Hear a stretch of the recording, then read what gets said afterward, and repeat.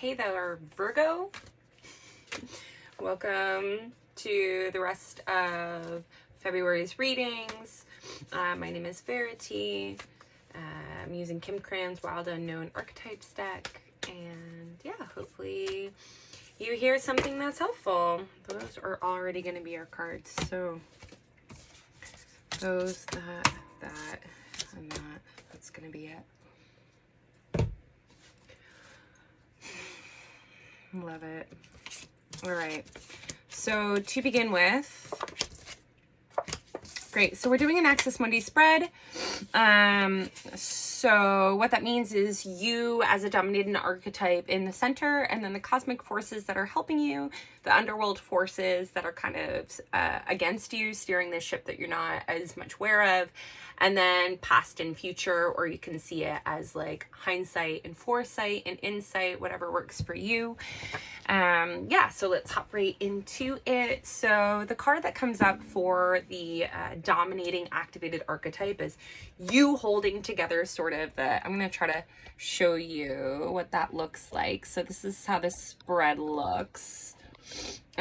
So you're activated. So this is your activating archetype, is you in the center, your cosmic forces, your underworld forces, your hindsight, and your foresight. I'm sorry, I don't have another camera. And I'm sorry if you just got motion sick from me doing that. But here we go. So the queen in your activated energy. I love this for you, Virgo. I love this for you, Virgo, because Virgo in astrology represents the virgin. And what I love about that is that there's a purity, an innocence, a purification, but also the idea that a virgin is a woman who is beholden only to herself. And I think that's such an empowered and strong position to be in. And in this position, not only are you, I feel like you're showing up as yourself, but like leveled up, because now you're the queen. And this full moon here can also represent pregnancy. And so I'm really getting the vibe of like an Empress card, actually. This particular deck doesn't have an Empress in particular, but I feel like it's the same energy imprint for this queen card, again, because we have this full moon, which represents pregnancy. It represents being in the full capacity, full culmination. Please don't, Oka. Please don't. My dog always barks when I start making these videos. As soon as I start doing card readings or talking astrology, she gets really yappy. So please, no, I love you. Then we also have a hand with a snake. Do you need to go outside? I love you. Shut up. So we've got this hand with this snake here. And what I love about this is most of the snakes in the deck are kind of free floating, if you will. They're kind of doing their own thing. This is one of, if not the only interpretation of a snake with a hand on it. And you can see that there is a real kinship with the snake and this hand. You don't do that with a snake unless you're already close. And so to me, this really signifies like a close relationship with being transformed, which again makes sense for a Virgo archetype. Please know, because the Virgo archetype is about purification. It's about constantly finding the most effective and efficient way to do something. Of course, like any archetype, there is its light and its shadow with that, but where I want to go with it is the inherent spirituality. Please stop it. You were so good yesterday.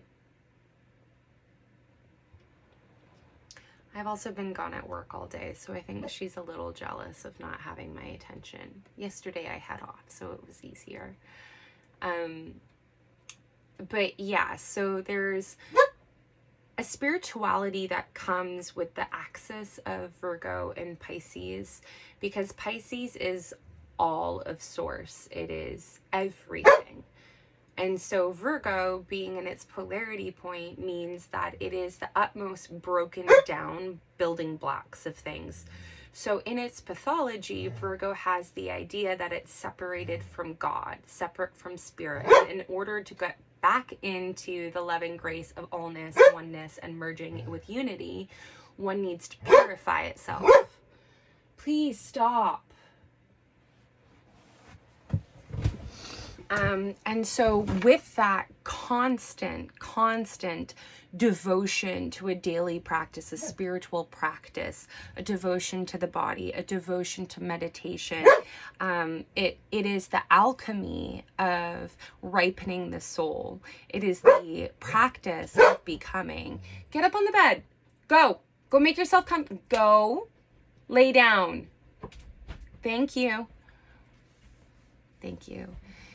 It is the alchemy of becoming, and when we do that, we discover the recesses of our darkest, like our darkest corners and our highest inspirations, and we get to know ourselves in spirit on such a more intimate and deeper level when we devote ourselves to the path of service and to practices in this way.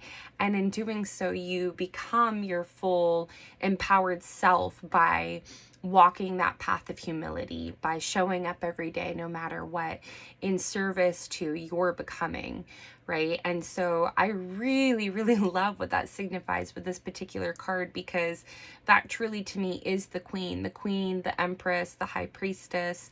They are pregnant with possibility and are comfortable with the life and death cycle, with the transformation that is required of one in a position of authority and just generally in life, if you want to be a good person, kind of thing. And especially if you're giving birth, right? Birth to projects, birth to children. When you are initiated into that motherhood, there's sacrifice, right? I talked about this in one of my other videos. I forget which one. And that is true as well with the snake, right? Because the snake grows to a certain point where it then feels constricted and limited, and it must sacrifice itself, right? And essentially die, if you will, and shed to become something unknown and new and bigger. And that is what is happening here. So I really love this. Also, we have two main colors. And so I read that as paying attention to certain chakras. And so here we have the solar plexus, this bright yellow, and I love it because this is where your solar plexus is, and it's like having a big ball of light. So again, it's being fully in your power, fully in your illumination, right? And with the full moon sun, it's this yellow reflecting the sun. So it inherently, again, has this notion of masculine energy that is able to contain the feminine.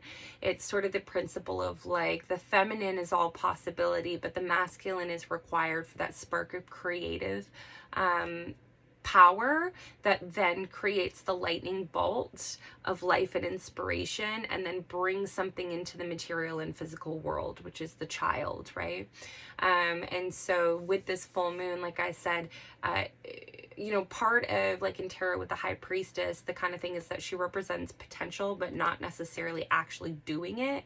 Whereas I feel like the queen has a little bit more substance to her in that way, especially again with this yellow full moon, really highlighting that there is the masculine power and principle in this, right? And what I mean by that is having the structures and ability to actually manifest and get done what one pulls out of that void of possibility. And then in this outer ring here, we have a red ring, which represents the root chakra. So it's being grounded, being rooted, being centered, coming back into body, giving, the ancestors spirit food, gratitude, having all of your Maslow's hierarchy of needs met. It's your foundation, your experience, feeling safe. So all of those things with that, which it's very earthy, and Virgo is that earth sign. So I really love this card for you. I love how it's showing up. Again, I feel like it's you just kind of like souped up and you're awesome. So the next card I will go to, I'm kind of skipping around in the order for each of the videos, but I'm just going with what I'm called. So next I'm going to go in the position of the past or hindsight. And in this position, we have the card, the Destroyer. And I totally get it. There's definitely heebie-jeebies that come with this card and this archetype. It also reminds me of like Kali, for instance. So, I mean, the Destroyer, it's death and destruction, right? It's very intimidating. There's those owl eyes that are with the wisdom keepers. You've got this gold thread around these two stars that look like they're either, coming together and they're about to explode, basically. And so the Destroyer exists in the Trinity, the trio of existence. And so with the Destroyer is the sustainer and the creator. But the thing about the Destroyer that is important to have recognition and love and gratitude for is that she paves the way for new possibility, new growth, and new grace. And so the analogy I like to use is that if you are going to plant a garden, you can't just wish plants to grow. You have to till the soil first. You have to break that ground.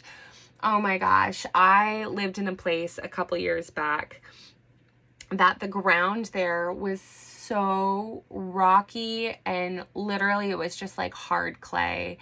And we had to work for like several weeks, taking turns going out there with the shovel and just like, like trying to break up that ground, trying to break up that soil, until it was something that was workable and plantable. And that is the energy of the Destroyer, so that you can come along and then plant your seeds and then nourish them and watch them grow and breathe life into them and then reap your harvest.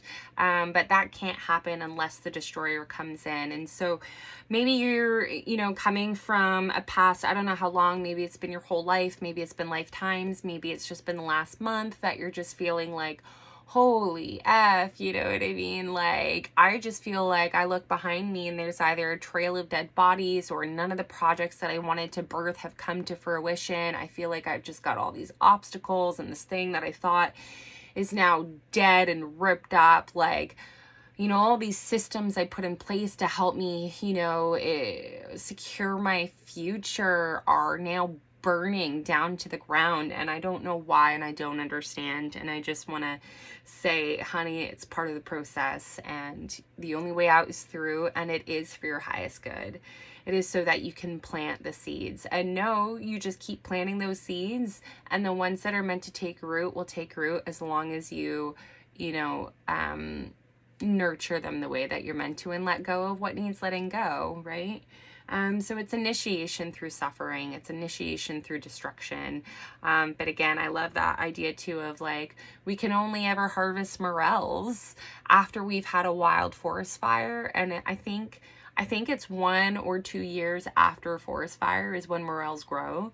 And these are, delicate, sought after mushrooms, right? So again, it's just like another example in nature.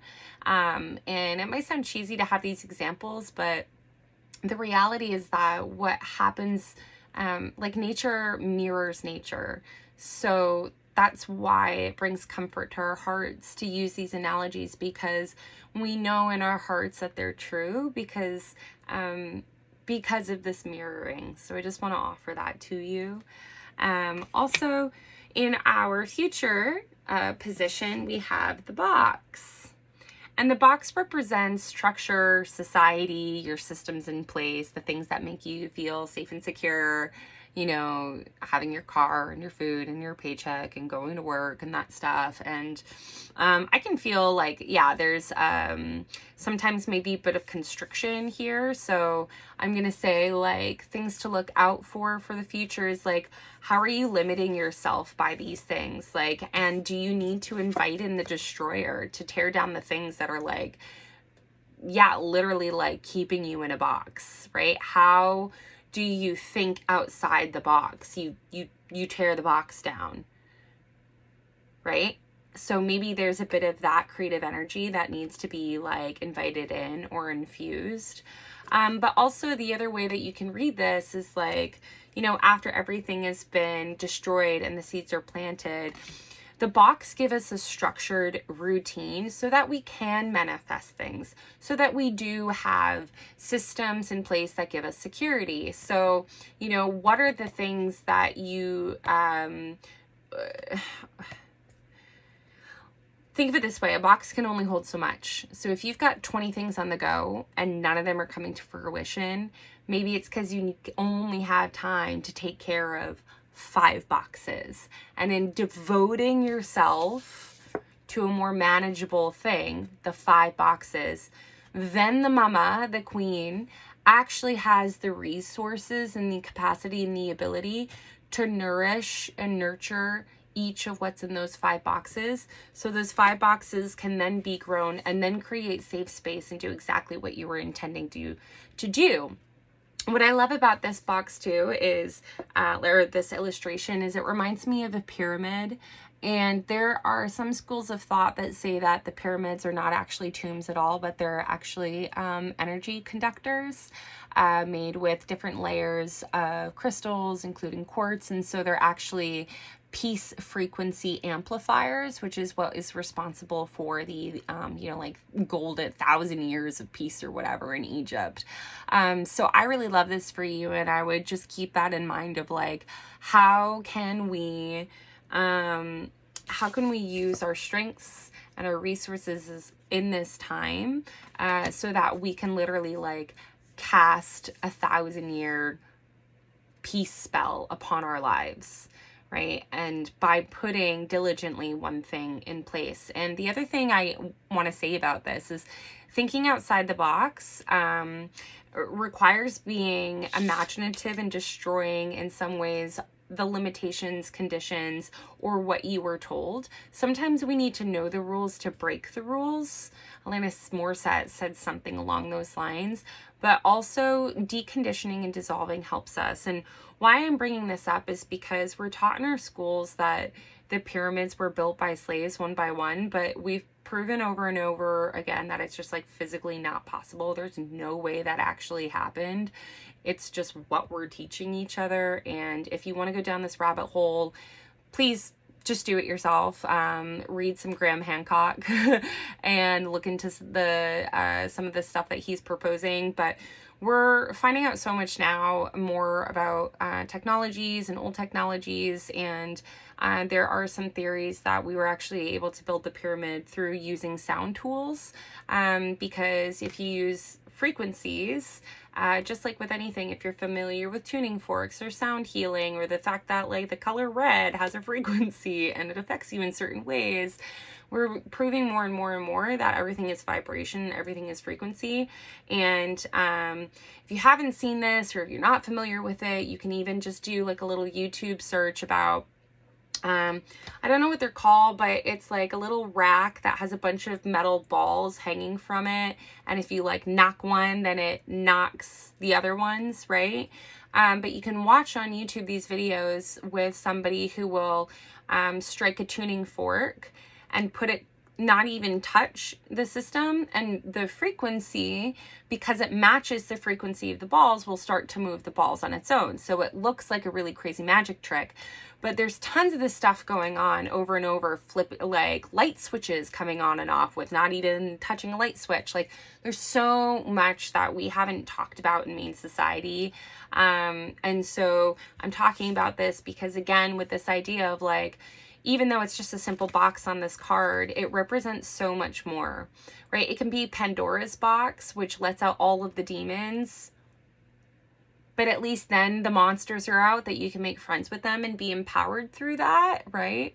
Or it can also be like, yeah, what are the conditions that you've been taught that we haven't even questioned that require disassembling so that you can actually take your throne as royalty and as empowered, you know, whatever, and not controlled by all these systems and these conditions and these things that have been limiting us, and creating your own space that is actually like so innovative and progressed and beyond that it creates a new container. You know, Pluto coming into Aquarius is huge about that. It's like now we're looking at cryptocurrency, we're looking at AI, we're looking at like all of these things, and it's like it sounds so radical and different from what we're used to now, you know, but there was a time where like paper was mind-blowing, right? The printing press was radical, right? And then it becomes the new norm. And so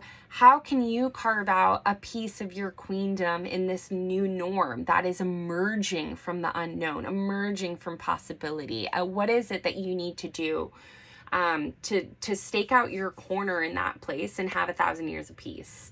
Right? To think outside the box, use sound, use digital, use whatever. I don't know what that is for you. But yeah, just keeping that in mind. So I hope that makes sense. And in the, yeah, that's so interesting. I love this reading. Actually, I just got to say, I really love this reading. In the upper world, which are the forces that are here helping you, cheering you on in your quarter, it's the good stuff no matter what, is the fault line.